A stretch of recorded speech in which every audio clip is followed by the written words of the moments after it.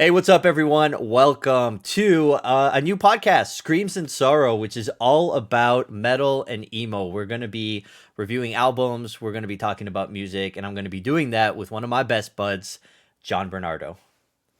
What's up, Eric? How you doing, buddy? I'm doing really good. I am so happy to finally being able to do this with you.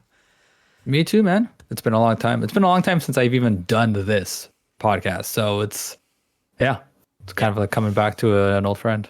Yeah, no, and this is really exciting because we've been talking about doing a podcast for a long time, especially around music. hmm And since I have a channel that has been doing a lot of reactions and see people seem to be liking that, I thought, hey, I'm tapped into music. I know you've been talking about wanting to be exposed to newer music as well, so this seems like a good thing for us to do. Yeah. Cool. So today we're going to be launching off our very first episode by talking about Spiritbox and their new EP that they released called The Fear of Fear. Tell me. Scary. Yeah, tell me, are you a fan of Spiritbox? I am quite a big fan of Spiritbox. Yes, I am. Yeah. Uh, I first heard them back. I didn't even listen to Holy Roller first. The first song that I listened to was Circle. What's it called? Circle with Me? Circle with me. Yep. Yeah, and that was that whole TikTok that went viral where she did the one take. And I remember watching that and just like my mind was blown. And ever since hmm then, I've been a huge Spirit Box fan. I've seen them 3 times now live, Damn. and I can't wait to see them even more. So I was really excited for this EP. My not even experience with them, but my experience with some of the people in the band goes even further back to a band called I Wrestled a Bear Once.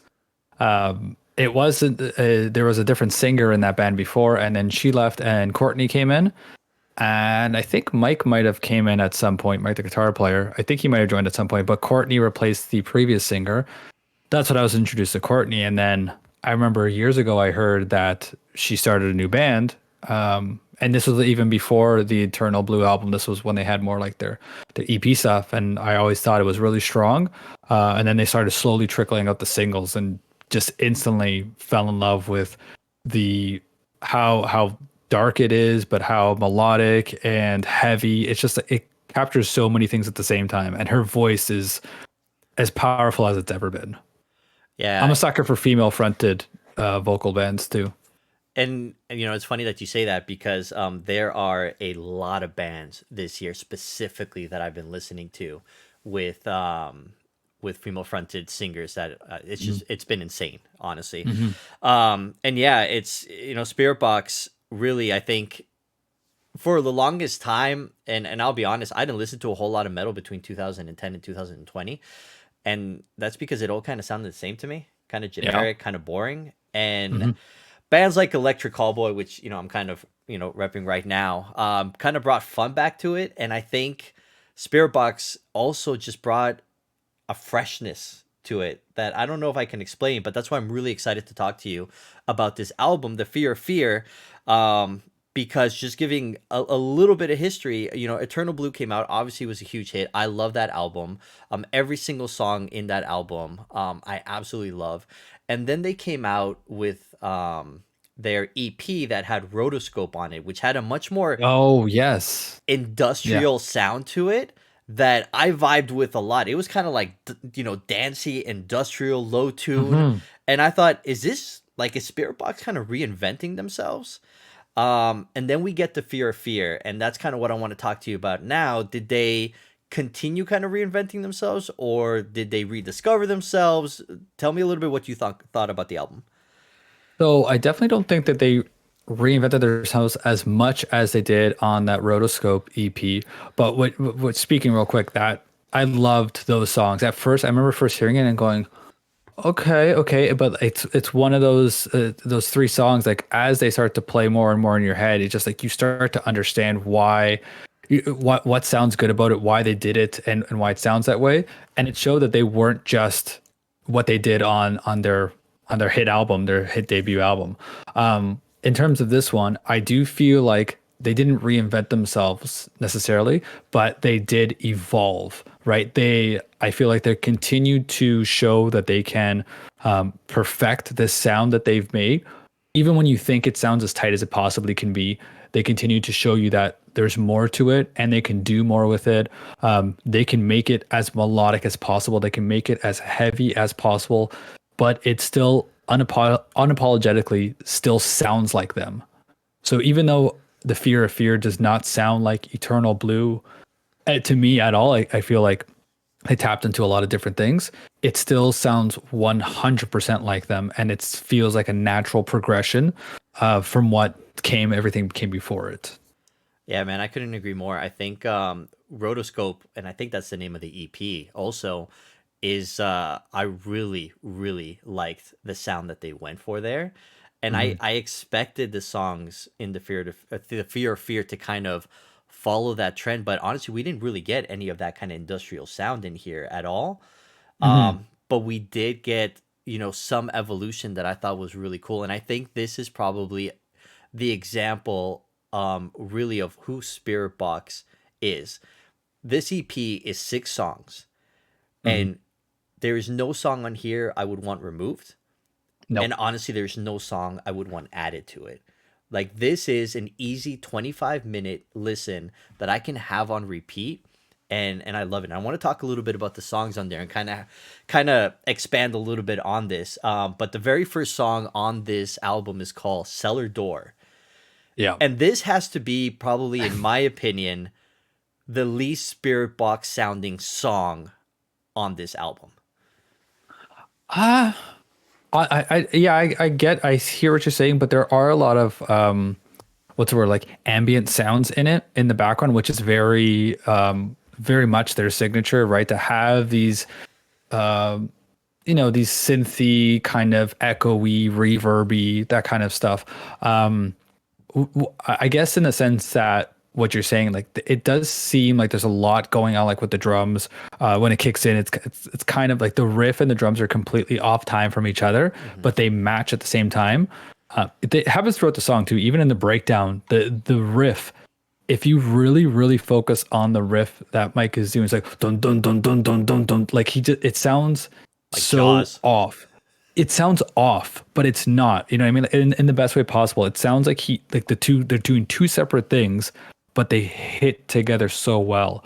Actually, I saw one comment on a forum that really bothered me because somebody was talking about bands that are bands that release a heavy song to say, "Oh, we're still heavy," and someone cited "Cellar Door" as one of those songs. And to me, I thought, well, first off, Spiritbox is as heavy as they want to be and as light as they want to be, but this song is so in your face heavy. This is not a pretend to be heavy song. This is straight up grilling in your face. Listening to it a few more times before we talked, it is so, especially the chorus, it is so haunting, but in the most beautiful way possible. It's like if I was being haunted by somebody and this was the song that's playing, I would say, "Don't wake me up, haunt me away." This is I'm to keep me in this hell. Like if this is the song that plays in hell while I'm being haunted by my past demons, then so be it. That's an interesting visual, man. That's crazy. Yeah. You know, this and I don't know if that's kind of the vibe they wanted to go with. I reacted to the music video and I remember saying, like, this felt like a horror movie to me. Like, Oh, it's good. We're on the same yeah, page. Yeah. yeah, it's low, it's slow, it's chuggy. There's riffs in there that Mike's doing that sounds kind of like bees buzzing around my headphone. Like, Yeah. Yeah. it's so In the cool. verse, right? Like in between, like he'll take those guitar breaks and goes, "Wow, wow." Like, Yeah. Yeah. yeah, I know exactly what you're talking about. So it's really, really cool. And I think it's a very aggressive start to the album. You It compare it to is. like Yeah. Eternal Blue. Eternal Blue had Sun Killer, which was like, it did have a breakdown, but it was more melodic in general. Yeah. Um, Well, it had those calming verses too, right? Where it's just like kind of electronic, right? yeah. Taking those little breaks. This song does not really take those breaks unless it's saying, "FYI, there's a breakdown coming." Yeah, so I thought it was a very good statement, especially because one of the first singles they released was The Void, which Mhm. was definitely a more, I don't know, kind of electro poppy, just faster type song. No screaming, no breakdown. And I think that song was a little divisive. I think some people are like, oh, Yeah. they're not going to be hard anymore. But then there's other people who think that's the best song on the album.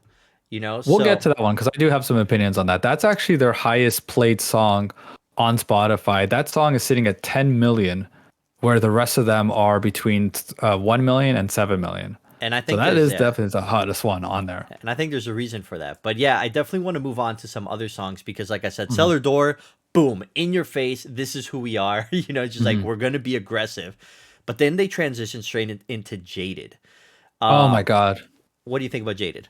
I love this song so much. And this is why I don't care if people call them heavy or not heavy. I mean, this song is heavy. His Mike's guitar sound is heavy, and it will never not be heavy. His signature tone is amazing. In fact, he released a signature tone, a plugin, Mixwave. You can go to Mixwave's website, and you can download his like a plugin for his tone. Oh, really? So if you want to sound like him, like that, that's is a good place to start. But his tone is so good. So that Courtney's vocals throughout this are so freaking good. She hits some amazing notes. My favorite part is and you hear this a lot in pop songs, right? Where they sing the chorus like in a backing track, and then you see like with a lot of like Christina Aguilera, Mariah Carey type singers, where they kind of sing over their own chorus. Right? Do you know what I'm talking about? Yep. And she does that at the end of this song, and when she does it, it gives me shivers. Like it's the way she kind of, and especially because the chorus at the end, it's not the same chorus as the other ones, right? Like the rhythm guitars and the bass, they go a little bit higher, like they start building to the end of it, and she goes high. She starts singing, escalating her voice alongside with the rhythm guitars growing, and it just gives my body such this warm, tingly, shivery feeling every time I hear it. It's funny because I had the exact same note, and I wrote that note down about the ending and how the Hmm. voices are layered in the end. Hmm. And yeah, that part gives me chills. And it's like, I grew up an emo kid, and emo does that a lot. And Hmm. emo and pop punk, they take from the kind of that pop structure. Like Blink 182 right now, you listen to their new album, there's layering all over the place with Tom and Mark, and that's how they do it. And here you get a little bit of that vibe, and I think that pop Hmm. vibe that brings out is really good. This to me is the most Spirit Box song on this album. Like this is, you listen to this, it is what you got from Eternal Blue. I think it is accessible where like people who don't listen to metal would listen to this song and be like, this is a Hmm. catchy song.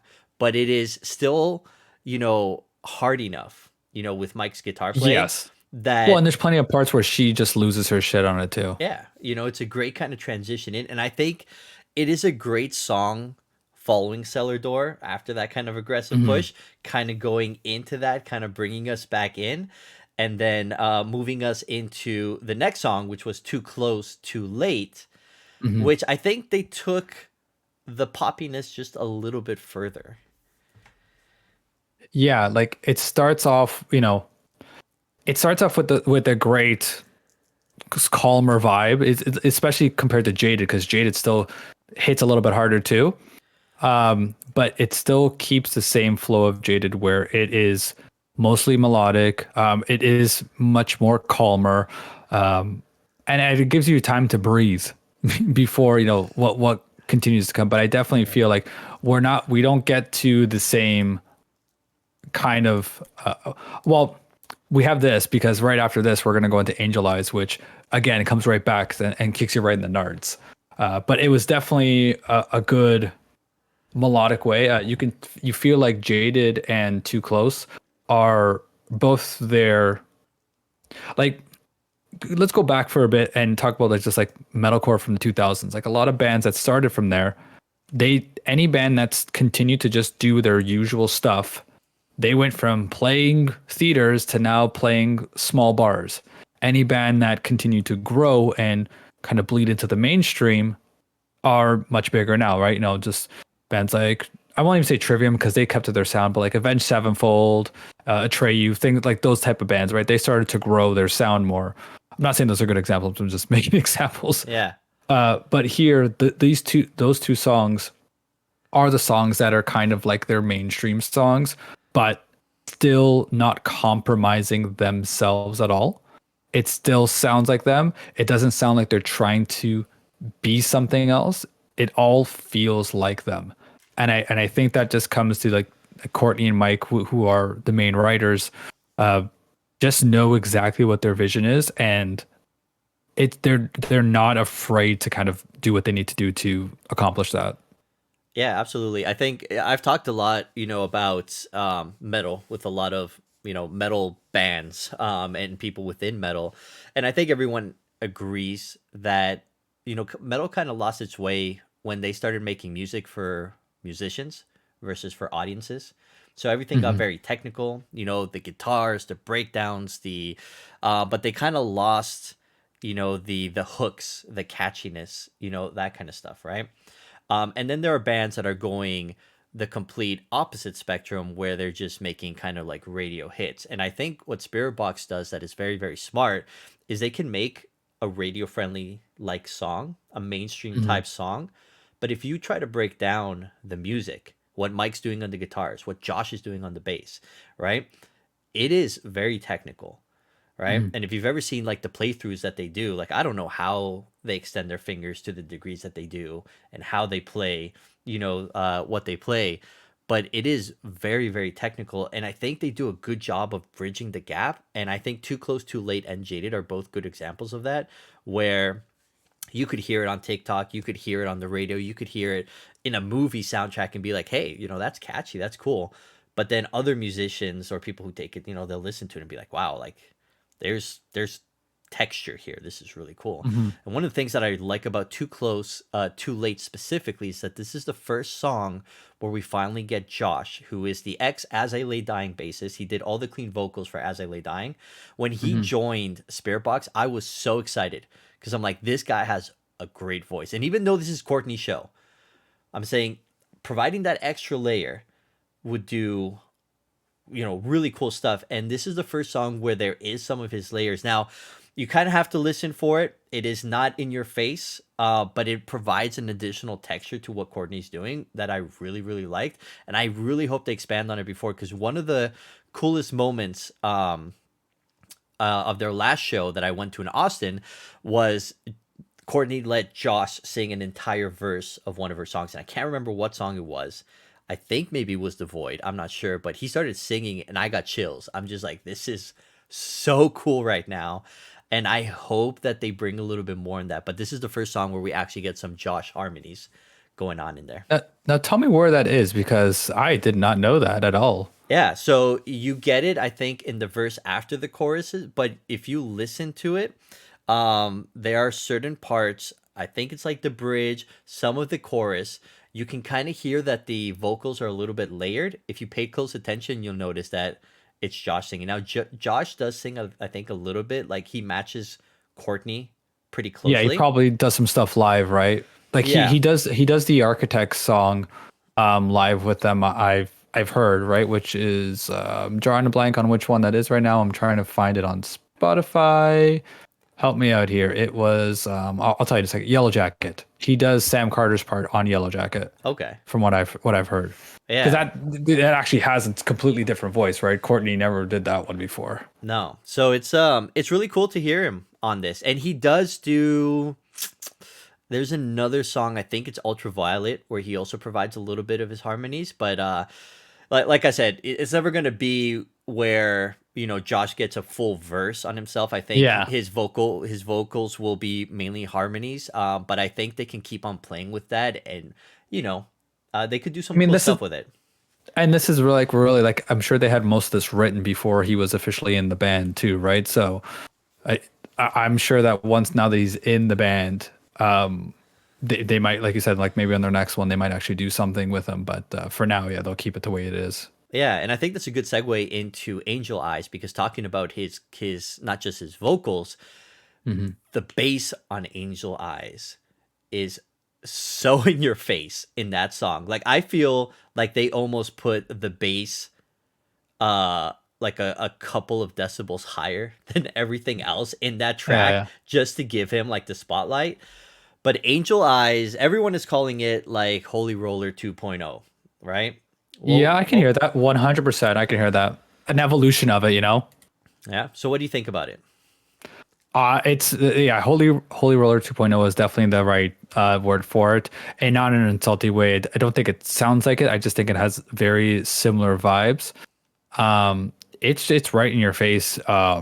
It's a great return to form from after our more melodic, friendly songs, where it's like, oh no, hold on, don't forget we still can riff, we can still rip.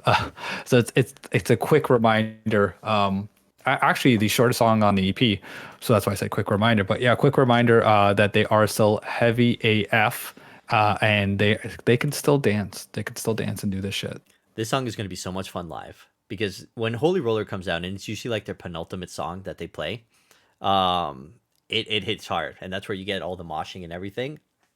If they play both of these songs now, it's gonna be it's gonna be dangerous in there. But yeah, this is great. Like Courtney continues just to show her range and how good Oh my God, her range is so impressive. Like her gutturals and her screams and the cleans, like they all, like she is really like one of my top, just because when she hits them low, it's, and it doesn't, like no part of her vocal ever sounds like she can work on that. She can work on that. It sounds like because I heard her before and I wasn't a big fan of her when I first heard her in I Wrestled the Bear once.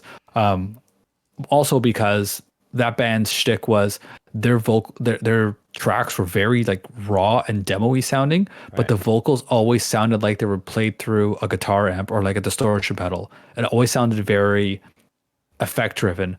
And I just never liked the way she sounded there. But it sounds like since that to here, she has refined it. It sounds like she spent time in a lab, like perfecting her sound, because her voice is perfect. And we know it's not audio tricks because we've heard the one takes. We know that she can do this. She does it live.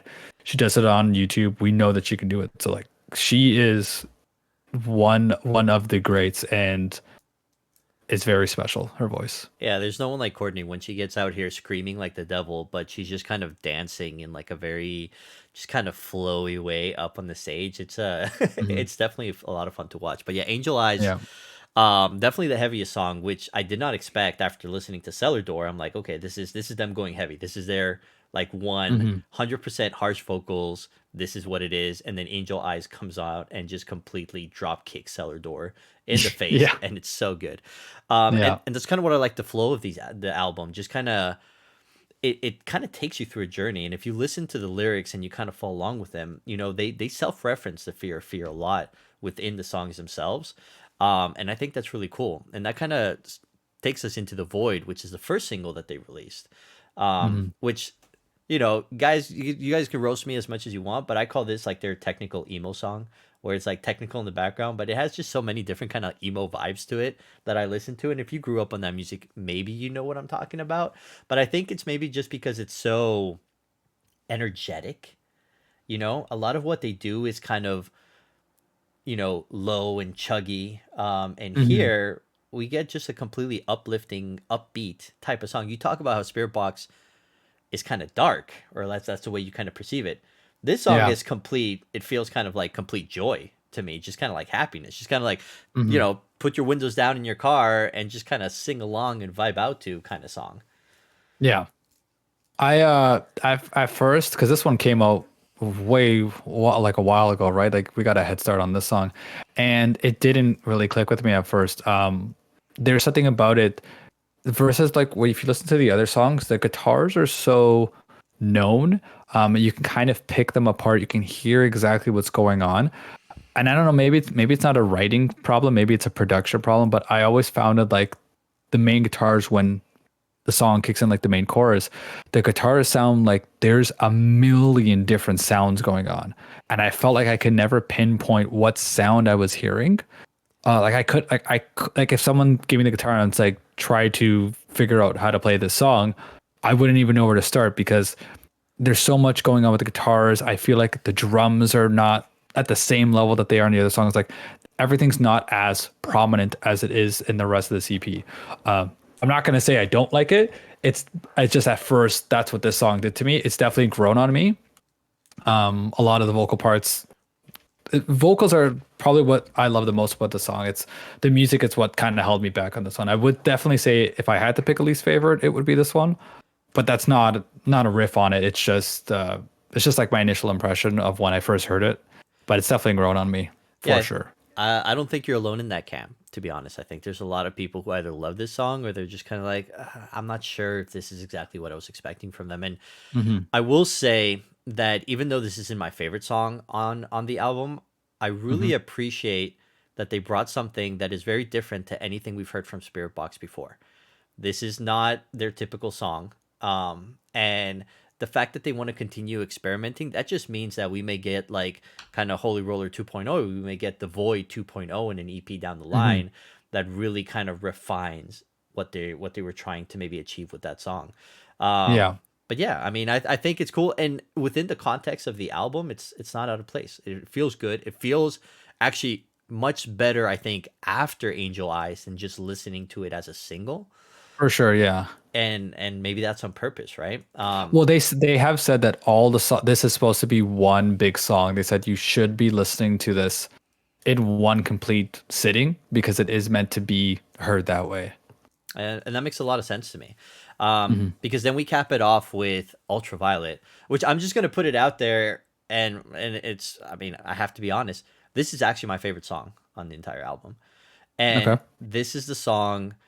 Um, I think what drives me a lot is emotion, and like when I Hmm. listen to like Lorna Shore and Pain Remains, like I can appreciate a lot of what happens in the song, but it's the emotion in that song that really you know made me feel attached to it. Hmm. Even Blink 182 with One More Time. That song, it's a very simple song, but like that song is probably my favorite on their album because it made me feel something. Like it made me, Right. tear up. Ultraviolet almost made me tear up, and there's a lot of elements in it, from how the music builds. When that first chorus comes in, gives me chills every time.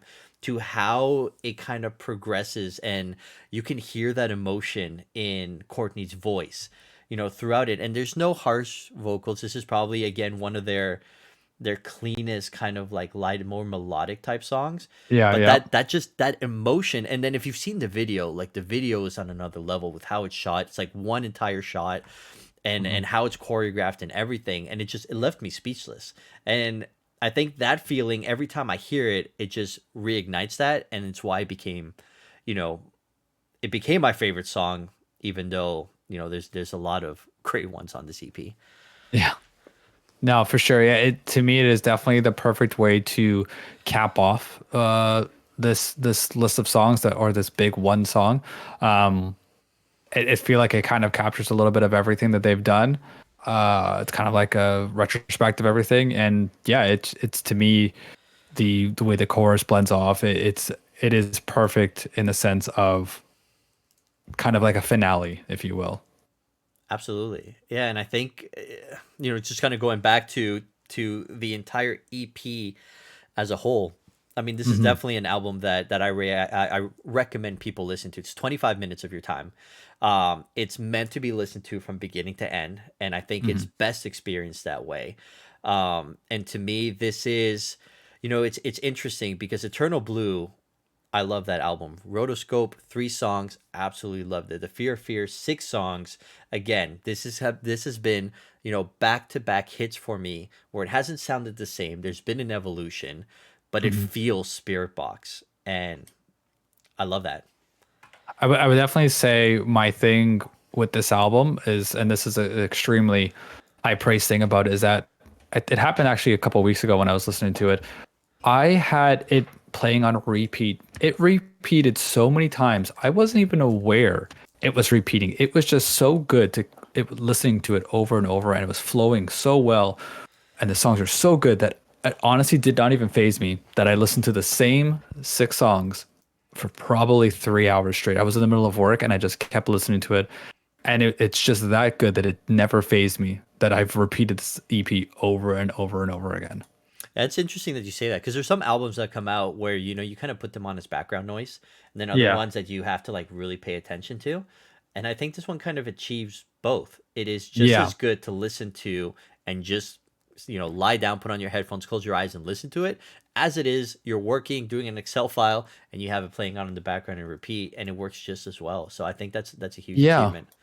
And I feel that it's weird because I kind of accomplish both because even though it's on in the background and even though I'm focused, I am, and maybe it's because of how many times I listen to it, but I am so aware of everything that's going on in that song and everything that's playing without it, with like, I am just as focused on what I'm doing, but my ears are just as focused on the music in like perfect harmony. It is, to me, it's like the perfect music to listen to because I am right in the middle.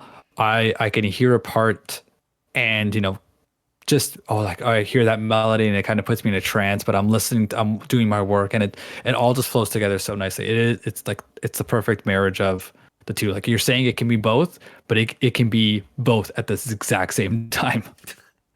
Man, that's awesome. So I have to ask though. I think you probably mentioned it already, but favorite song of the album? That's a tough one. I would say between Cellar Door and Jaded. It's a tough call. It's a tough call, but it's in between there because they both have things for me that are what I love about Spiritbox and what I hope they continue to grow on. Um, where Jaded has that perfect pop metal type vibe, and Cellar Door has that just relentless, in your face, destroying everything kind of vibe. So yeah, I can't pick between those two, but I would definitely say one of those. Yeah, I think Cellar Door is definitely their most unique song on this album. Mhm. Jaded probably would have been my pick, but Ultraviolet came out, and I don't know, it touched me in a way Especially in the I right don't know. places. I don't know if it was supposed to touch me that way, but it did. And I love, I just kind of want to cap this off just by saying like, Spiritbox released a remix with Megan Thee Oh, Stallion. yes. I'm so glad you said that because I wanted to kind of cap it off with that as well. Yep. Let me tell you how good this song is. I I don't know much of this woman's music. Uh huh. To the fact that I never even heard the song before. I went back and I listened to it, and I could hear how they wanted to make a rock remix because it starts off with a little bit of like an unplugged guitar. But it's a marriage I never thought would make sense. It is so good because it sounds so naturally a part of it. And I think I heard that they had to knock this out in like 48 hours. Like Mike put it together in like 48 hours, give or take. And it sounds so good. The fact that it's not, some people compared it to Linkin Park Jay-Z Collision Course. I wouldn't say it's entirely that, only because that was Mike Shinoda taking, he kind of like masterminded that and he put everything together. Whereas this was, they made in a sense a cover of it, right? Like an instrumental cover. And then Courtney got to do a chorus that didn't even exist before. She added stuff that didn't even exist, and she was adding more and more to this song. Like like I don't know if I am going to go back and listen to this woman, but like even some of her lyrics on here, I know that she's known for the WAP song, right? But like some of the lyrics, she's talking about like anxiety and depression and issues with her family, and you wouldn't catch that normally because you just think she's the wet ass pussy song, right?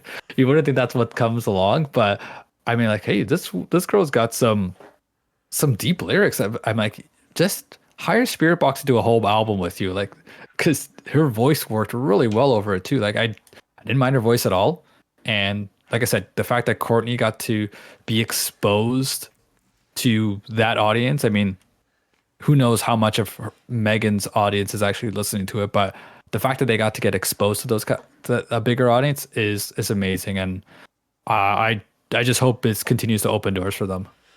I think it's like extremely important. So that song, like you said, you kind of nailed it when you said this is like a cover, or you expect it, because you hear these all the time where like, there's Yeah, it's just a YouTubers. rock remix. Yeah, YouTubers, they do ahead and they go do a metal, cover of a hip hop song or R&B Well, it's song and called, that kind they of do stuff. call it a rock remix. They did call it a remix, right? So Yeah. like you just think it was just going to be, when I saw it featuring Spiritbox, I figured, yeah, it's just Mike doing it, right? But no, like Courtney has a very important part on it too. Yeah, and it sounds like it's fly. It's so good. Like when I first saw it pop up, I'm just kind of like, But then I started seeing people like, a lot of reactions go up. I'm like, okay, so people are really into this. It's interesting. So I clicked on it, and I was Mhm. blown away by just how good it is. And listen, we talk about metal getting back into the mainstream, right? Metal Mhm. alone, just the way it is, that's not gonna happen, right? You look at No. the biggest metal acts out there, right? And they pale in comparison to some of these pop artists, to some of these hip hop and R&B artists, right? Of But course. there is such this metal and hip hop and R&B and pop, they fuse together so well. You got like Hmm. little Uzi Vert, doing songs with Bring Me the Horizon and Baby Metal. You have Bring Me the Horizon bringing little Uzi Vert for their song like, and you hear them, and it's just going to make more people that listen to that side of the music come to Hmm. the metal. And then on our end, like you said, like you're not sure if you're going to listen to more of Megan Thee Stallion or not. But I have been, and for a while now, because I've been seeing some of those collaborations happen, and I would see that more. But yeah, it was a great kind of out of the blue, and like I didn't expect it. They just released an album, Hmm. and then here, and then I just want to cap off this conversation just real quick and just talk about the rise of EPs, man. So we are seeing, or at least I have experienced, where albums seem to be kind of dying off, and people are, or artists are doing more of these 3 to 5, 6 song EPs. And I wanted to kind of get your thoughts about that, because I think on my end, you know, I don't know if it's because I'm 37 years old and I can't handle the 3 hour movies anymore. I want an hour and a half movie, Yeah. right? Yeah. When I see, like, my kid watch Bluey all the time, the episodes are 10 minutes. I love it. We go through like three, four, five Even shorter, dude. episodes. They're like 7 minutes, man. They're even Yeah, shorter than it's that. it's fantastic, right? When we get Hmm. these albums that are like 12, songs, it's 45 minutes, 50 minutes. Hmm. I sometimes find myself almost, piecing out about halfway through. And then you find like, okay, well, these 5 songs were great, these 3 songs were so, it's just like, and then you kind of create your own playlist of what that Hmm. album could be. But then you have EPs like this, and it's like, yeah, I'm listening to all 5 of these songs. Do you think EPs are kind of what everyone's going to be leaning towards moving forward? Not necessarily. Like it is good in the sense that like I feel like nowadays with touring and all that stuff, and they're trying to churn stuff out as quickly as possible. So I think that this is a good way to get a good, because when you combine like this EP with their full length, right, and they even have music after that, they have more than enough for a headlining set to kind of pick through.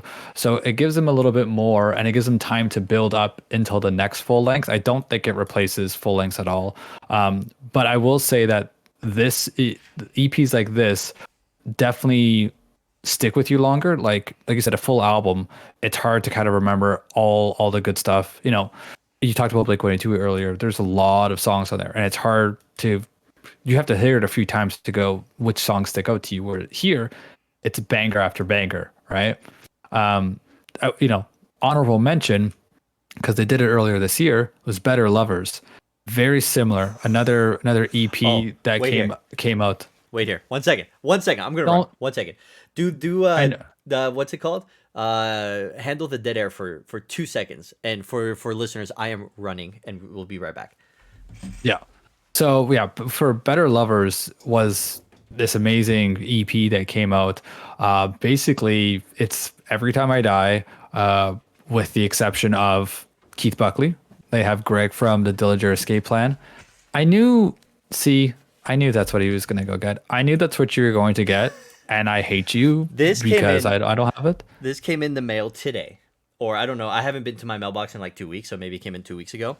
But I went, and then I'm like, "What's this? What's this box that came in?" And for listeners, so this is the Better Lovers vinyl that just arrived. I got the blue kind of splash Mhm. on it, and like it has like the logo there of the Yeah, band on no, the I vinyl. see it. You're rubbing it in, and I see it. All right, I see it. See, this is different, right? This was a shorter EP than the other one, but this was another one that this is what started this for me. So it came out in July. 4 songs. Same thing I did with Spiritbox. I listened to this EP so many times, looped. It is so good on what it does, right? But then, they came out with a single a couple weeks ago, and I felt it wasn't anywhere near the caliber or as strong as any of the songs that were on this EP. So I guess the kind of comparison we're making is that like you can kind of knock out these EPs and just not worry about this kind of flow of music. You can kind of just put out these great songs. Whereas with a full length, you got to put a lot more time, a lot more money, a lot more effort in making sure that the whole album flows. You got to write all the songs. So yeah, again, I don't think it's the be all end all. But I definitely think they'll be doing them like in between albums and things like that, you know? Yeah, it's crazy. One of my favorite bands of this year that I discovered, Face Yourself, which is a deathcore band. Hmm. They've released their first EP back in March. It Hmm. is November, and they released their third EP. I think it's a total of maybe like 12 or 13 songs throughout the year that they've released, three EPs, kind of spaced out throughout the year. And each EP has been better. It's almost like you can hear them finding themselves. And I think this last EP that they released is really, and I'd be excited to review it with you maybe on one of these episodes, but it is, I feel like they kind of found what their sound is now. And it's Hmm. kind of interesting to see that progression. I think EPs are the good midpoint. There's some people who are saying that bands kind of like Falling in Reverse are only going to do singles, and then you have bands that are doing full length albums, and then we kind of have these EPs coming out.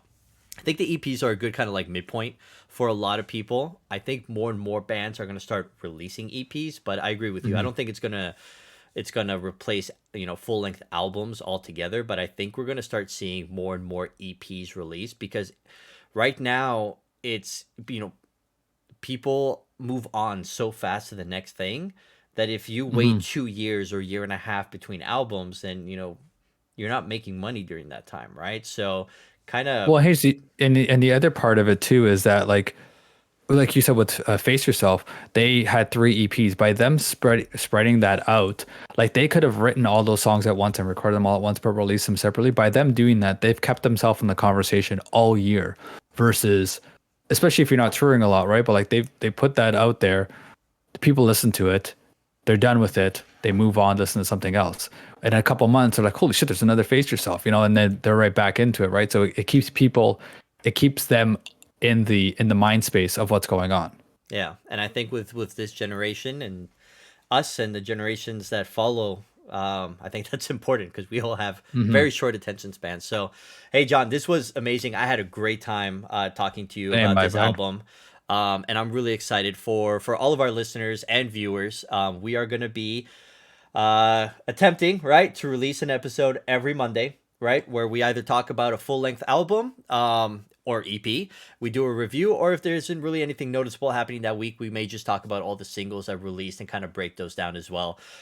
We would love to get your feedback on what you guys thought about this episode and what would you like from us in the future. But as always, John, thank you so much. Any parting words? Thank you. No, just yes. For anyone listening to this first episode, we really appreciate your time. We know it's valuable. We're going to try to keep these around this time frame, maybe a little bit shorter. We kind of went on a little tangent, but yes, appreciate your time. Appreciate you coming on this ride with us, and we'll see you for episode 2. Awesome. So go ahead and follow us, guys, on Instagram at I was going to say Shadows for some reason, at Screams and Sorrow. You can go ahead and check out these. Also, look for at Screams and Sorrow on Spotify, and I think we're like what on most podcast services. Yeah, we should be on any podcast service around the globe. All right, perfect.